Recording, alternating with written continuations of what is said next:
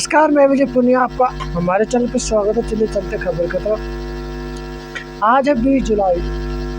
जंतर मंतर पे एक बहुत बड़ा प्रोटेस्ट होने जा रहा है। कांग्रेस ने भी अपना एक ट्वीट करते हुए कुछ बताने की कोशिश की। मैं आपको बता देता हूँ। कानपुर के आर्य सिंह का दावा कि री नीट के नतीजों में हेराफेरी और गड़बड़ी हुई है। आर्य ने बताया कि OMR शीट के अनुसार उन्हें 609 अंक मिलने चाहिए थे, लेकिन री नीट के नतीजों में उन्हें 540 अंक दिए गए। इस स्थिति में आर्या का पूरा परिवार परेशान हो गया। सभी ने बार बार वेबसाइट चेक करना शुरू कर दिया। इसी बीच रात के 2 बजे आर्या के अंक अचानक 540 से घटकर 167 हो गए, यानी कि 540 अंक अपने आप 167 हो गए। शिक्षा मंत्री धर्मेंद्र प्रधान जी, क्या यही वह प्रणाली है जिसके लिए आपने वायुसेना को नीट परीक्षा आयोजित करने के लिए नियुक्त किया था? छात्रों की मेहनत बेकार जा रही है, परिवार परेशान है, सपने चकनाचूर हो रहे हैं, जिसके लिए आप और आपकी घटिया व्यवस्था जिम्मेदार है। आप 1 मिनट के लिए भी इस पद पर रहने के लायक नहीं है। इसीलिए जो है जंतर मंतर पर धर्मेंद्र प्रधान को हटाने के लिए एक बहुत बड़ी कॉल दी गई है और प्रोटेस्ट पूरे देश भर से लोग वहाँ पे मौजूद है और पूरी रात जो है वहीं पर डटे रहे हैं, जिसके लिए आप और आपकी घटिया व्यवस्था जिम्मेदार है। आप 1 मिनट के लिए भी इस पद पर रहने के लायक नहीं है। थोड़ी शर्म महसूस कीजिए और इस्तीफा दे दीजिए। कि हमारे बच्ची के साथ NTA और शिक्षा मंत्रालय कैसे क्लेम फ्रॉड कर रहा है हमारे साथ। चलिए बताइए, क्या ये क्या आपके पास पेजेस हैं? पहले हमारी बेटी जो है 21 जून को री नीट का पेपर देती है। पेपर देने के बाद जो है, अच्छा, पहले जो नीट एग्जाम दिया था उसमें मार्क्स कितने थे?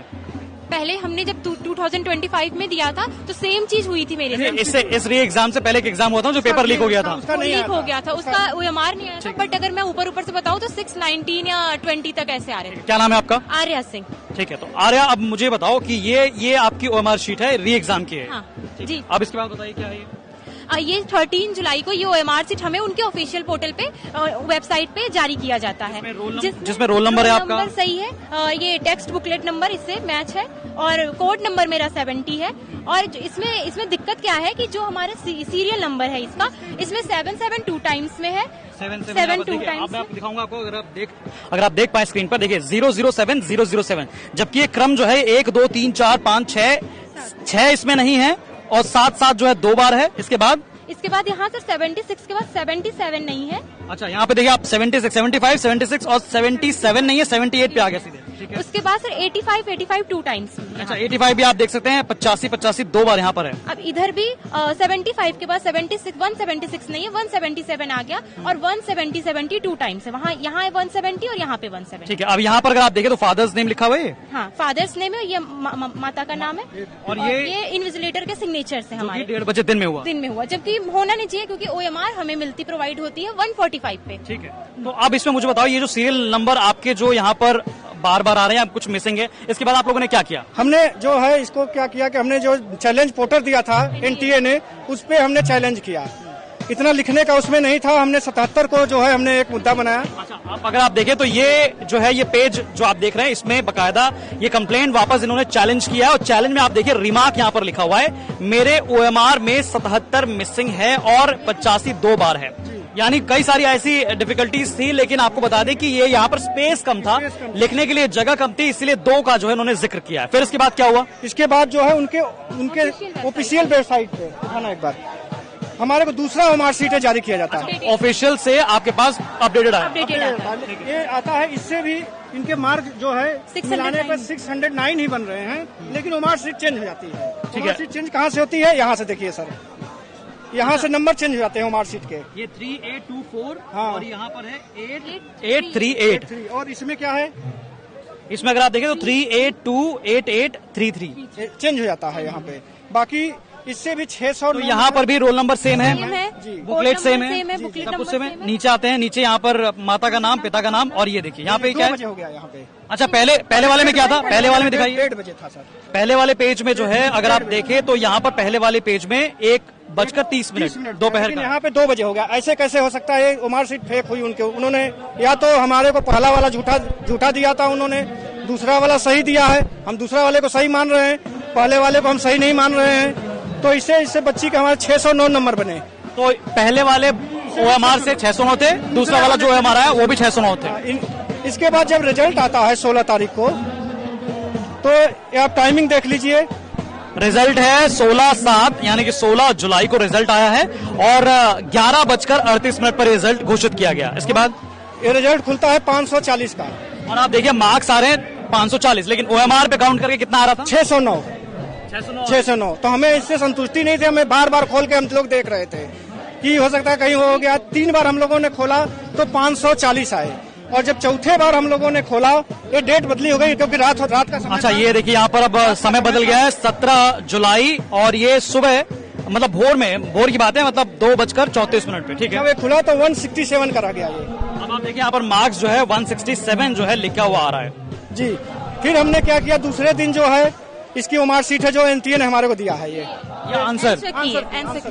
तो आंसर इसी मिलान से हमारा इसी मिलान से इसे मैच करने से 609 आ रहे हैं मेरे OMR से, और इसको मिलाने से 609 आ रहे हैं मेरे। अच्छा, तो ये आप दावा कर रहे हैं कि आप मिला के आप देख रहे हैं तो 609 आ रहे हैं।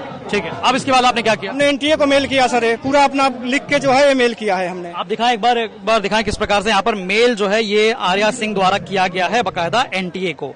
नीट 2026 इसमें लिखा @nta.ac.in और बकायदा यहाँ पर इन्होंने अपनी पूरी बात लिखी है और लिखते हुए इन्होंने बताया कि क्या क्या जो है OMR में दिक्कतें आई हैं। हमने पूरा डॉक्यूमेंट भी संलग्न किया है इसके साथ, उनको भेजा है, पूरा डॉक्यूमेंट भेजा है। इसके बाद क्या हुआ? इसके बाद जो है एजुकेशन मिनिस्टर को भी हमने भेजा है। अच्छा, आपने एजुकेशन मिनिस्टर को भी यहाँ से मेल किया हुआ है? जी, मेल NTA भी हमने डाला है, NTA और शिक्षा मंत्री दोनों को दिया है। उनके पास से कोई भी मेल या कोई भी जवाब हमारे को नहीं मिल रहा है। कोई जवाब नहीं दिया गया? जवाब भाई आज तक हमारे को कोई जवाब नहीं दिया, अभी तक हमारे को कोई जवाब नहीं मिला है। हम लेकिन ये तो बहुत हैरानी की बात है कि आपको जो OMR शीट मिल रही है, पहले जो है कुछ और थी सीरियल नंबर, दूसरा कुछ और सीरियल नंबर, फिर उसमें समय भी जो है जो साइन किया गया है, जो एग्जाम के दिन साइन किया गया था उसमें भी गड़बड़ी है। क्या कहेंगे इस पे आप? फ्रॉड हो रहा है सर, ये सिस्टम की गड़बड़ी है सर, सिस्टम सही काम नहीं कर रहा है। और मैं भूतपूर्व सैनिक होने के नाते अपने बेटी को यहाँ से न्याय दिलवाने के लिए मैं आया हूँ कि जंतर मंतर से हमारी बात पूरे देश में जाए और हमारे को न्याय मिल सके। हमारे को मैं न्याय के लिए सर यहाँ पे आया हुआ हूँ।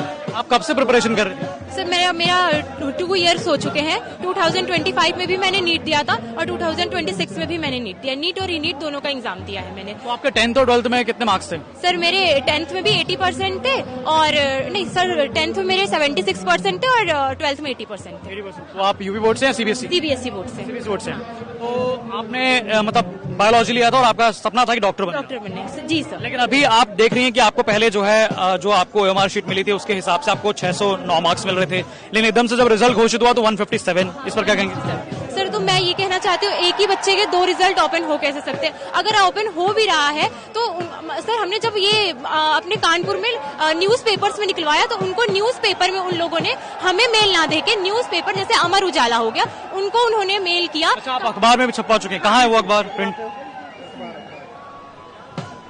अच्छा, ये आप देख सकते हैं कि न्यूज़पेपर में ये आप देखिए अमर उजाला का अखबार है और ये 18 जुलाई का है, यानी कि आप देखिए कि 16 तारीख को रिजल्ट घोषित हुआ देर शाम को, 17 तारीख को जो है इन्होंने देखा और उन्होंने मेल किया, उसके बाद जवाब नहीं आया। तो 18 तारीख के अमर उजाला के अखबार में फ्रंट लाइन पे देखिए पहले पेज पर पहली खबर जो छपी है, आंसर की में 609 पर रिजल्ट में 540 अंक फिर रह गए 167। तो यहाँ पर जो है आप देखिए आर्या की फोटो है और आर्या इस वक्त यहाँ पर दिल्ली में मौजूद है। आप लोगों ने पेपर में छपा तो पेपर वालों को जवाब दिया? हाँ, क्या हमने NTA ने इनको मेल किया और बोला कि जितने भी उन्होंने प्रूफ दिखाए हैं सारे फर्जी हैं, वो हम मान नहीं सकते हैं। लेकिन हमें पर्सनल उन लोगों ने बोला ही नहीं है ऐसा कुछ। अगर 167 मेरा नंबर आ रहा है तो मुझे 167 वाली OMR दीजिए, फिर हम भी देखें कि हमारा 167 वाली OMR कैसी और जो OMR हमारे पास है वो कैसी है।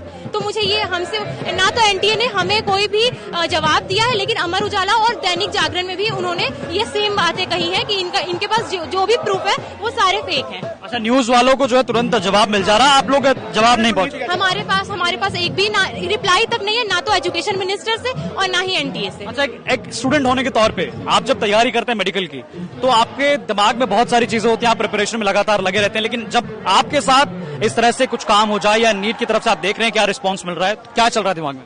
सर हमें ये तो यही चल रहा है कि फिर तो हम पढ़ना छोड़ दे, या तो क्यों हम पूरे साल मेहनत कर रहे हैं और रिजल्ट के टाइम हमारे साथ ऐसा हो जा रहा है, फिर हम मेहनत ही क्यों कर रहे हैं। तो मुझे हमें ये भी एनटीए से पूछना था कि वो हमारे बच्चों के साथ, और ये सिंगल मेरे साथ नहीं हुआ, ऐसे बहुत सारे केसेस आ चुके हैं और न्यूज़पेपर में भी उनके केस। तो मैं ये पूछ रही थी हमारे हम बच्चों के साथ ऐसा क्यों किया जा रहा है। तो आज यहाँ पर आप पहुंचे हैं, क्या कहना चाहेंगे? हम यहाँ से जंतर मंतर से हम ये कहना चाहते हैं कि मुझे इस पूरे यहाँ से मुझे न्याय दिलाया जाए और हमें एनटीए से या एजुकेशन मिनिस्टर से सेटिस्फेक्शन आंसर चाहिए, जो कि हमें नहीं मिल रहा है, बट हमें उनसे चाहिए। हमें पर्सनल मेल करके या ट्वीट करके जैसे वो बताना चाहें वो हमें। तो आप बेसिकली एक भूतपूर्व सैनिक हैं, आपने अपना जीवन जो है एक तरह से देखा जाए तो देश की सुरक्षा के लिए लगाया है, लेकिन आप ही के घर में इस प्रकार से आप ही की बेटी के साथ अगर ये ऐसी घटना हो रही, इस पर क्या कहेंगे आप? सर ये तो बहुत दुख की बात है कि हमारे साथ एक मैं भूतपूर्व सैनिक हो रहा है, हमारे साथ हो रहा है, औरों लोगों के साथ हो रहा है। ये सिस्टम की बहुत बड़ी गड़बड़ी है ये। और मैं मीडिया के आपके चैनल के माध्यम से बोलना चाहता हूँ कि एक मीडिया जो है एक न्याय का स्तंभ मानी जाती है। आप हमें न्याय दिलवाने का काम करें सर, आप यहाँ से इस चैनल पे चलाएं हमारा, ताकि जो है हमें न्याय मिले। और अगर हमारे को 2 दिन के अंदर अगर मेल नहीं मिलता है एनटीए और एजुकेशन मिनिस्टर से, तो फिर हम कोर्ट जाएंगे सर। कोर्ट जाएंगे? जी सर, हम कोर्ट जाएंगे, फिर हम कोर्ट से अपना न्याय मांगेंगे कि हमारे को कोर्ट फिर न्याय दे। और चलिए आगे चलते हैं। अभिजीत दीपके ने भी एक अपना ट्वीट किया है, जो आज 20 तारीख को जो प्रोटेस्ट होने वाला है, तो 19 तारीख की रात को जो जंतर मंतर पे जो चीजें निकल के आ रही है वो दिखाने की कोशिश की गई है। दिल्ली पुलिस पर शर्म आती है, जंतर मंतर पर पत्थरों से लदा एक ट्रक और एक क्षतिग्रस्त वैन खड़ी कर दी गई है। जल्द ही गोदी मीडिया ऐसी खबरें चलाएगा कि प्रदर्शनकारियों ने इस शांतिपूर्ण प्रदर्शन को बदनाम करने के लिए वैन में तोड़फोड़ की है। देखिए इनकी वीडियो को भी। मैं जंतर मंतर रोड पर मौजूद हूँ। अंदर आप मेरे देखेंगे ये जो रास्ता जा रहा है जंतर मंतर की तरफ जा रहा है। अभी घड़ी में 4:40 हो गए हैं, सुबह का ये टाइम है। अभी हम देख रहे हैं प्रोटेस्ट साइट पे, जो कि हमें इन्फॉर्मेशन मिली है, ये एक वैन है जो टूटी हुई है पूरी तरीके से। ऐसा लग रहा है कि इसको किसी ने तोड़ा है। और अभी मेरी मुलाकात एक प्रोटेस्टर से हुई थी। आप अपना नाम बता सकते हैं मुझे? मेरा नाम राजन है। राजन, तो राजन हमें कुछ बताना चाहते हैं इस वीडियो में कि क्या हुआ है यहाँ पे, क्योंकि इनका ये कहना है कि ये गाड़ी पहले से यहाँ पे नहीं खड़ी हुई थी, ये सडनली यहाँ पे खड़ी करी गई है। तो आपका क्या कहना है सर इसमें? सर मैम, ये मतलब जब मैं इससे कुछ टाइम पहले यहाँ आया था तो ये गाड़ी यहाँ पे नहीं थी। तो अभी मैं जो अभी टाइम बता रहे हैं आप, अभी आ रहा हूँ फिर से, मतलब ऐसे राउंड के लिए मैं पूरी रात ऐसे राउंड ले रहा हूँ। तो अभी आप बता रहे ये किस रीजन से रखी गई ये तो हमको पता नहीं है, मगर इससे पहले गाड़ी यहाँ नहीं थी, यहाँ पे नहीं थी। अभी लाके ये खड़ा जब हाँ ये 3 बजे के बाद आके यहाँ पे रखी गई, जब जो भी रीजन से लाई गई हो। जो भी रीजन है, आपको क्या लगता है क्या रीजन हो सकता है? अब प्रोटेस्ट को खराब करने के लिए लाया गया होगा, रीजन्स तो यही बनता है, मगर वरना ये कार आती क्यों? हो सकता है ये रीजन्स और भी हो कि यहाँ पे क्यों लाया गया है, किस रीजन से रखा गया है, इसका आइडिया हमको नहीं। क्योंकि ये ऐसी साइट नहीं है कि जहाँ पे वैन की ऐसी अगर खराब स्थिति है वैन की, तो इस तरीके की उसकी हालत है और रखा गया है यहाँ पे, और अचानक से रखा गया है क्योंकि ये प्रोटेस्ट साइट है। और आज ही 9 बजे अभिजीत दीपके ने अनाउंसमेंट करी है कि यहाँ से पार्लियामेंट का यही है रास्ता, और यहीं से होते हुए जो पार्लियामेंट स्ट्रीट है, सीजेपी के लोग जो प्रोटेस्टर्स है, अभिजीत दीपके है, तमाम एक्टिविस्ट है, वो यहाँ से जाएंगे। अब देखा आपने वीडियो को। अखिलेश यादव ने भी ट्वीट किया, भाजपा के लोग तो अपने ही सगे संबंधियों के प्रति वफादार नहीं है, तो उनके लिए भगवान क्या है और इंसान क्या है? भाजपा का असली धर्म तो धन ही है। तो भाजपा का एक नेता है, उनका बेटे की वीडियो देख लिए। अपना घर छोड़ के आया हूँ। मेरा बाप ना बीजेपी का बहुत बड़ा मेंबर है, ठीक है, पॉलिटिशियन है। ये देख लो भाई, मैं खुद आरएसएस का मेंबर हूँ। मेरे पापा मेरे को कहते कि मेरे पापा मेरे को कहते कि जो 30 बच्चे मरे हैं उनसे तेरे को क्या लेना देना, हमें क्या लेना देना है, तू घर में बैठ, तेरे पास पैसा है, तू लॉ की स्टडी, मैं लॉ की स्टडी कर रहा हूँ भाई, तू लॉ की स्टडी कर रहा है, अपनी स्टडी कंप्लीट कर, तू बाहर चले जाइए, तेरे को इन सब चीजों से क्या मतलब है? लेकिन मैंने बोला ठीक है कोई बात नहीं, अगर आपके अंदर ये दिल, मैं 2 भाई हूँ, आपके अंदर ये दिल है ना, तो मैं तो ये सोच रहा हूँ कि जब आप 30 बच्चों के बारे में नहीं सोच रहे हो, तो कल को आपको कोई 2-4 करोड़ और रुपए देगा, बोलेगा मैं तेरे को प्राइम मिनिस्टर बना देता हूँ, अपने एक बेटे को कुर्बान करते, आप कर दोगे, अपने बच्चों के आप कर दोगे, ठीक है? क्योंकि पॉलिटिशियन ना सबसे चोर होते हैं सर। मेरा बाप है, मेरे को पता है, ठीक है? नहीं सर, हंसने वाली बात नहीं है, मेरे को पता है, क्योंकि मेरे बाप के साथ ना, मेरा बाप जिस गाड़ी में चलता है ना, उस गाड़ी को जो साफ भी करता है ना, वो भी मतलब 30-40 हजार रुपए महीने की तनख्वाह। जो मेरा ड्राइवर है ना मेरे पापा का, वो भी 30-40 हजार। और मेरे पापा ना किसी रोड छाप पे ऐसे गरीब होते हैं, उनको नहीं अपनी गाड़ी छूने देते। ये माइंड सेट है मेरे बाप का, सबसे घटिया। भाई देखो हम ना इसी, और ये नहीं कि मेरे पापा पैदा हुए उनके पास करोड़ों की प्रॉपर्टी थी, उन्होंने भी बनाया है, पहले वो भी गरीब ही थे, बट अब वो अमीर हो चुके हैं, उनमें घमंड आ चुका है कि कोई बात नहीं। मैंने सिर्फ उनको एक ही चीज बोला, ठीक है आपके पास 2 बेटा है ना, 30 वो बच्चे मरे हैं, 31वां मेरा सोच लेना। तब आप ये 1 मिनट के लिए ये चीज सोचना कि 31वां मेरा बेटा मरा है, ठीक है मैं जा रहा हूँ, आज के बाद आप मेरे को देखोगे नहीं, कुछ नहीं करोगे। मेरी मम्मी के मेरे पास मिस कॉल्स आ चुके हैं, मैं दिखा देता हूँ। वीडियो देखिए आपने किस तरह से भाजपा का नेता का एक बेटा पोल खोल रहा है कि किस तरह से हमारे पिताजी जो भाजपा के बहुत बड़े नेता है वो क्या बोल रहे हैं, किस तरह की बातें बोल रहे हैं। तो पूरी स्पीच आपने देख ही ली है। तो चलिए अब मैं आपको दिखाऊंगा अलग अलग क्लिप, अलग अलग वीडियो जो सोशल मीडिया से निकल के आ रही है कि जंतर मंतर पे जो एक इतना बड़ा प्रोटेस्ट हो रहा है और होने जा रहा है आज 20 तारीख को, वहाँ पे किस तरह से कैसी कैसी वीडियो है। कहीं पर ट्रक जो है पत्थरों से भरा हुआ देखने को मिलेगा आपको, अलग अलग चीज़ें। तो देखिए सभी वीडियो को और चैनल को सब्सक्राइब कीजिए, वीडियो को शेयर कीजिए।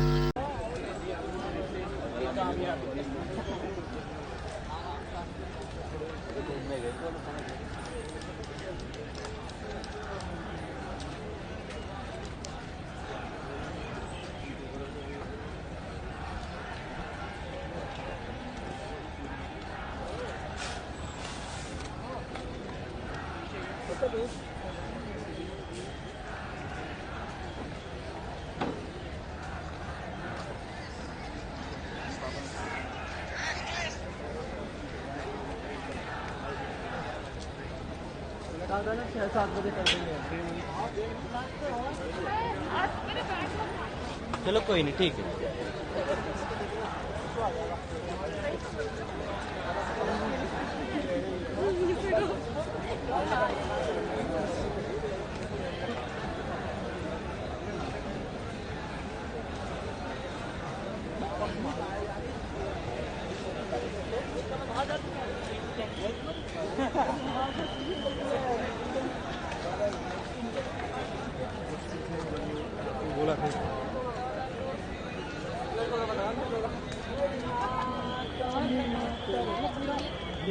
खत्म हो जाए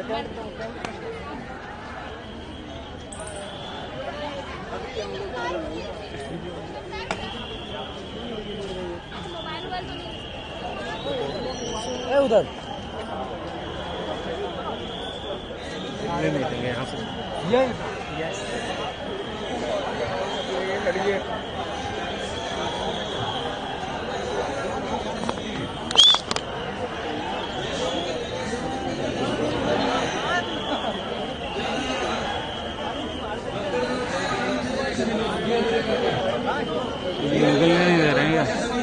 इस आदमी ने टॉयलेट तक का उद्घाटन नहीं छोड़ा। वो कह रहा है कि मुझे क्रेडिट नहीं चाहिए।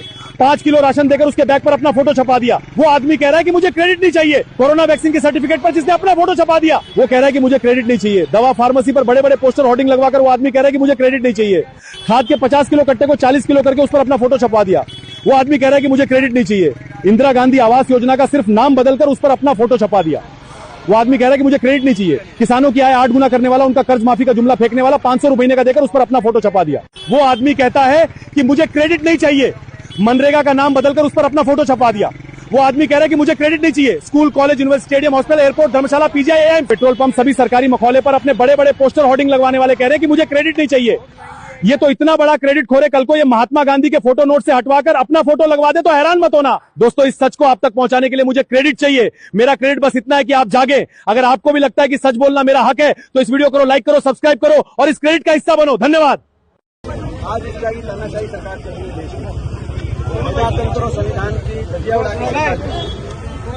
प्रजातंत्र में, संविधान में अधिकार है हर नागरिक को कि वो अपने हकों की लड़ाई लड़ सके, स्वतंत्रता से लड़ सके। लेकिन इस सरकार को बर्दाश्त नहीं, कभी कोई सरकार के लिए कोई कमी निकाल दे या अपने हकों की लड़ाई लड़े। बिहार में एक नौजवान भरत तिवारी जो लोगों की लड़ाई लड़ रहे थे, उनको उस लड़ाई लड़ते को देखकर निशाने पे लिया गया और उनका एनकाउंटर कराया गया भाजपा सरकार द्वारा। ये असहनीय है। लोकतंत्र, संविधान के लिए और पूरे देश के देशवासियों के लिए चिंता का विषय है। ये असहनीय है। उनको न्याय दिलाने की लड़ाई हमारे बुद्धि बस जी जो हमारे विधायक के बाती से वो उनके गांव भी गए, उनके घर के परिवार से मिले और अब इन्होंने एक संघर्ष की शुरुआत करी है। कई जगह हरियाणा के अंदर ही गए हैं और एक संघर्ष कर रहे हैं कि न्याय मिले। और केवल ये एक अकेला उदाहरण ही नहीं, आपने देखा किस तरीके से जंतर मंतर में क्या स्थिति है, जहाँ पे देश का लोकतंत्र कभी भी अगर सरकार से किसी को अपनी बात रखनी होती थी तो रामलीला ग्राउंड जंतर मंतर पे आके अपनी बात रखते। कांग्रेस की सरकारें रही है, किसी को रोक टोक बेरोक देख के लोग वहां आते थे। इंदिरा जी की सरकार के साथ समय जेपी नारायण और मोरारजी देसाई वहां बैठे थे। डॉक्टर मनमोहन सिंह जी प्रधानमंत्री थे यूपीए सरकार के समय, अन्ना हजारे वहां बैठे। लेकिन अब जब किसान आंदोलन आया तो किसानों की टैक्सी बैन कर दी दिल्ली में।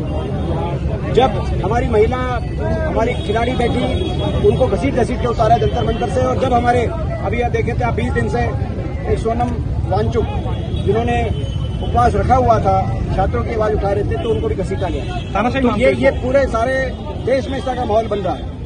चाहे वो भरत तिवारी जी को निशाने पर लेने की बात हो या हर वर्ग की कोई भी अगर सरकार के खिलाफ आवाज उठाए तो उस आवाज को दबाने की बात हो। जिस सरकार का तानाशाही चेहरा है, इसके विरोध में हम ये लड़ाई लड़ रहे हैं। और ये जो आज हिंदी बच्ची द्वारा आयोजित ये कार्यक्रम रहा है, कांग्रेस पार्टी का पूरा समर्थन हमने इसमें दिया इस कार्यक्रम में। और भरत तिवारी जी की जो शहादत हुई है, सरकार ने एनकाउंटर किया, ये मसला अभी लोकसभा सत्र शुरू होगा तो लोकसभा में भी उठाने का हम कार्य करेंगे। ये मतलब कि चारों तरफ से बंद है सर। अरे आप सीधे चले जाओ, पहला मतलब कि ये बात हो रहा है कि चारों तरफ से इन लोगों ने बंद कर दिया बैरिकेड। मतलब इधर भी, इधर से एंट्री चालू है, मतलब कि बाहर निकलने नहीं दे रहे हैं। चारों तरफ की जो मतलब 3 गेट है, तीनों की तरफ ऐसा है। मतलब आप अंदर आ सकते हैं, आपको बाहर जाने के लिए कोई ऑप्शन नहीं है। सारे जो पुलिस वाले हैं सारे मतलब कि बाहर जाने के लिए मना कर रहे हैं। मतलब कि चारों तरफ से बैरिकेड्स लगा दिए इन लोगों ने, जैसे कि आप देख सकते हैं। भाई ये जो गाड़ी देख रहे हैं आप, इसमें पत्थर आए हुए हैं, ईंटें आए हुई हैं।